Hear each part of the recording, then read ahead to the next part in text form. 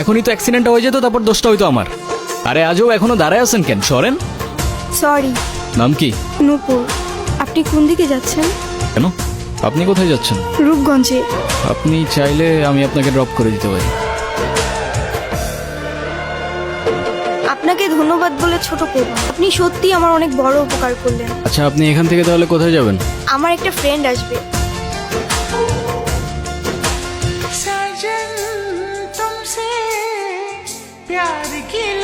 আমার মা দেখলে আপনারা মেলা খুশি হবে। চলেন। ওই, সমস্যা কি তোর? ওনারা ডিস্টার্ব করতেছিস কেন? কেরে তুই আবার কলার ধরছিস কেরে? এইটা আপনার ফ্রেন্ড, ওর জন্য আসছিলেন? না, উনি আমাকে অনেকক্ষণ ধরে বিরক্ত করতেছে। এই বউ, এটা কে? ওই, কি লাগে ও তোর? আফা আফা, উনি আমার আফা হন। হ্যাঁ, মেয়ে দেখলে মাথা ঠিক থাকে না, না? বিরক্ত করতেছিলি কেন? বিরক্ত নয় তো গুরু, আমি ওনাকে প্রোটেকশন দিচ্ছি। এলাকা তো ভালো না, মাল করে ভরা। তোর প্রোটেকশন দেওয়া লাগবে না, যা তুই যা, ফোট। আপনিও কি ফলো করতেছেন আমাকে? নেন। আসলে আমার একদমই খেয়াল ছিল না। আপনার গাড়িতে ফেলে আসছিলাম না? Yes ma'am. একটা কল করা যাবে? হ্যালো, আমি নূপুর। তোমার নাম্বার কি হয়েছে? বাসায় ফেলে আসছি। আমি তো রূপগঞ্জে। তুমি কোথায়? কিন্তু আমি তো রূপগঞ্জ নাই এখন। সকালে আম্মু আপুর সাথে কদম বলে আসছি। তোমাকে না কালকে বললাম আমি রূপগঞ্জে আসতেছি। আমার তো খেয়ালই ছিল না। তো আমি এখন একা কি করব এখানে? তুমি এক কাজ করো, শ্যামপুর স্টেশনে আসো, ওইখান থেকে আমরা একসাথে পালাই যাবো। আচ্ছা ঠিক আছে। আপনি কি আমাকে একটু শ্যামপুর স্টেশনে পৌঁছে দিতে পারবেন? চলেন, আমাদের জার্নি এখানেই শেষ। আচ্ছা, আপনার বয়ফ্রেন্ড কই? ও আসে নাই? আসছে হয়তো। আচ্ছা, আপনার ফোনটা একটু দেন তো। কি হয়েছে, তুমি কল ধরতেছো না কেন? আমি স্টেশনে এসে দাঁড়ায় আছি। তুমি কই?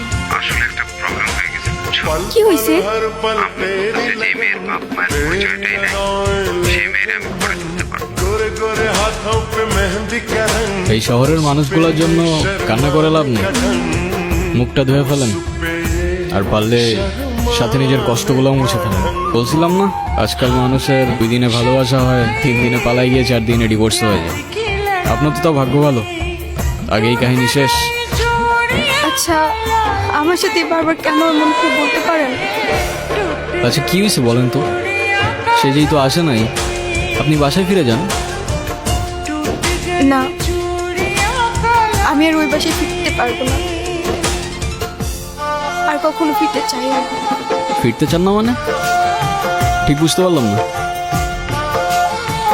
মা বাবা হারানোর পর আমি আমার মামা বাড়িতেই বড় হয়েছি। মা বাবার ভালোবাসাটা কি সেটা আমি কখনোই বুঝে উঠি নাই। আমি ভাবতাম মামা মামির মধ্যেই হয়তো আমি আমার বাবা মার ভালোবাসাটা খুঁজে পাবো, কিন্তু আফসোস। কিরে, এত দেরি হলো যে? হ্যাঁ, এই 500 টাকা তোর কাছে রাখ। আর তোর মামি আসলি কোষ? আমি হাটে গেছি। হ্যাঁ, মামার একটা বদ অভ্যাস, মামা জুয়ায় আসক্ত। 3 বেলা না খেয়ে থাকলেও তার জুয়া ছাড়া এক মুহূর্ত চলতো না। আর তার জুয়ার সঙ্গী ছিল জাহাঙ্গীর। এইগুলো ওরে পড়ায় নিয়ে আসো। আজকে জাহাঙ্গীরের লগে ওর বিয়া দিব। কি কর মাইয়াটার তো কিছুই কর নাই। কেন ওরে কর রাখবো কেন?